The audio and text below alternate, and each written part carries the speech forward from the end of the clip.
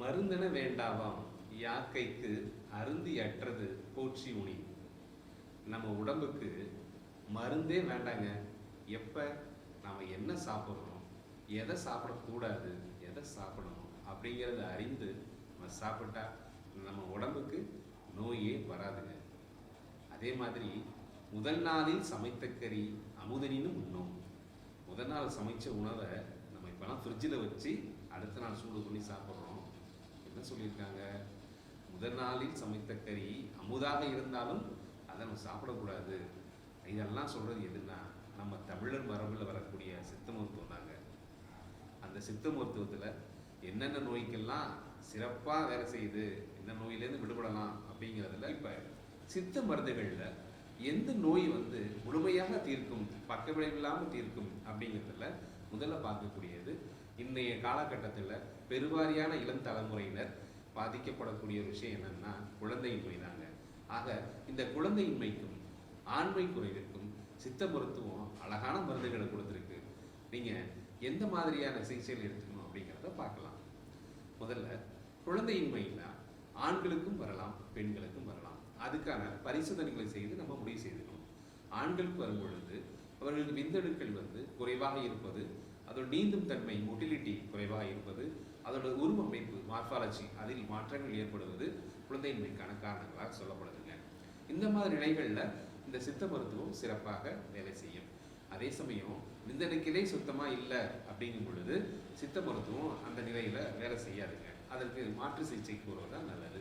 அடுத்ததாக பெண்களுக்குன்னு பார்க்கும் பொழுது முறையற்ற மாதவிடாய் சுழற்சி அது ஹார்மோன்களின் காரணமாக ஏற்படுகிறது என்றாலும், பிசிஓடி என்று சொல்லக்கூடிய சினைப்பில் ஏற்படக்கூடிய நீர்க்கட்டிகளாலும், ஃபெலோப்பியன் டியூபில் ஏற்படக்கூடிய அடைப்பினாலும் குழந்தையின்மை என்பது காரணம், குழந்தையின்மை ஏற்படுகிறது. ஆக இந்த இரு நிலைகளிலுமே சித்த மருத்துவம் சிறப்பாக வேலை செய்து அவர்கள் நோய்களை குணமாக்கி குழந்தை அழகான ஆரோக்கியமான குழந்தை பெறுவதற்கு உதவுகிறது.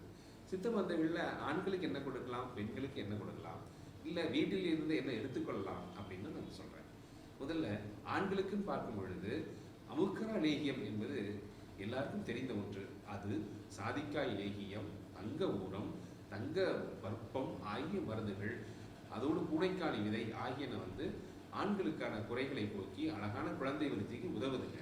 அதே சமயம் அசோகாதி சூரண மாத்திரை 2 மாத்திரை 3 வேளையாக ஒரு மாத காலம் அவர்கள் சாப்பிட்டு வரும் பொழுது இந்த முறையற்ற மாதவிடாய் சரியாகுங்க.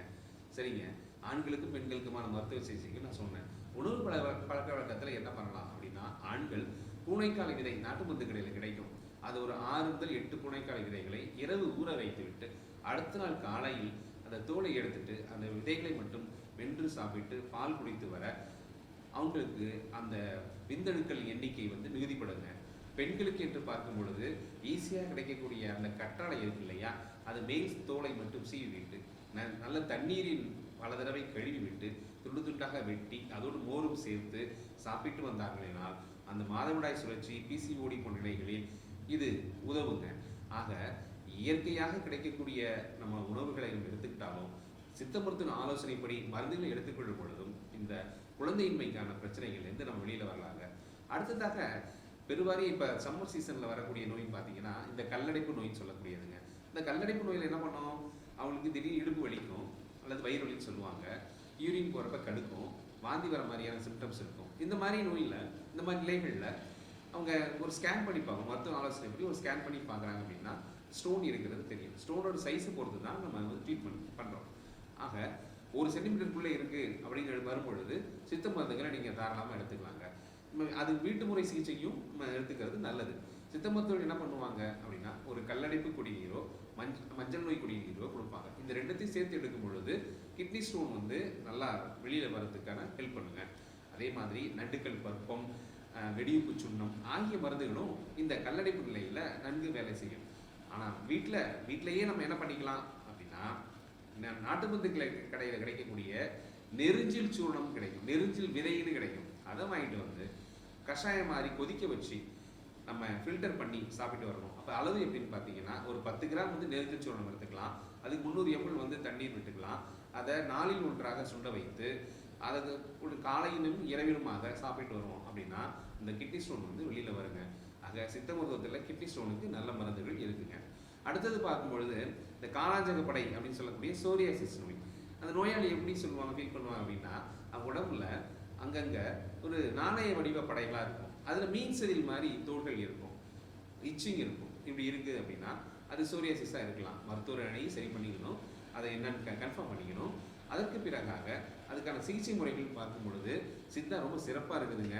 நம்ம கந்தக ரசாயனம் ஒன்று கொடுப்போம், அது நாட்டு மருந்துகள்லையும் கிடைக்கும். காலையில் ஒரு ஸ்பூன், நைட்டு ஒரு ஸ்பூன் சாப்பிட்டு வரலாம். பரங்கிப்பட்டை சூரணம்னு ஒன்று கிடைக்கும், பலகரை பருப்பு ஒன்று கிடைக்கும். இதை நம்ம சாப்பிட்டு வரலாம். இந்த நிலையில் என்ன உணவுகள் நம்ம சாப்பிடக்கூடாதுன்னு பார்த்தீங்கன்னா, மீன், கருவாடு, கோழி, சோளம், கம்பு, கேழ்வரகு, இந்த மாதிரியான உணவுகளை சுத்தமாக அவாய்ட் பண்ணுறது நல்லது. இது எல்லாமே வந்து ஹிஸ்டமின் செக்ரேஷனை வந்து அதிகம் பண்ணக்கூடியதாக இருக்கும், அரிப்பை வந்து அதிகப்படுத்தக்கூடியதாக இருக்கும்.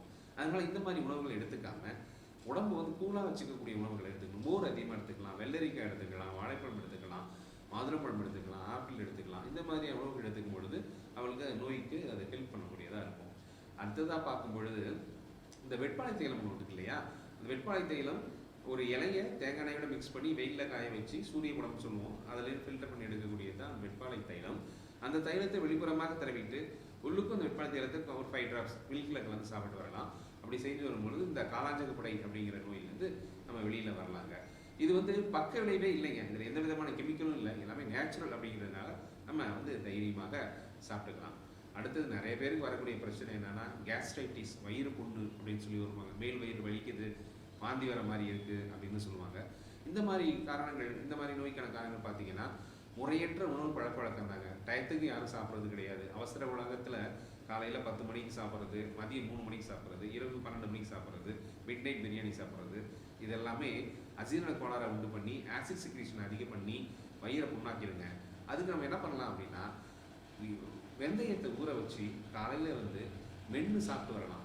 ஒரு 2 ஸ்பூன் வெந்தயத்தை ஊற வச்சு காலையில் மென்று சாப்பிட்டு வர்றது இந்த வயிறு புண்ணை வந்து சரி பண்ணக்கூடியதாக இருக்குங்க.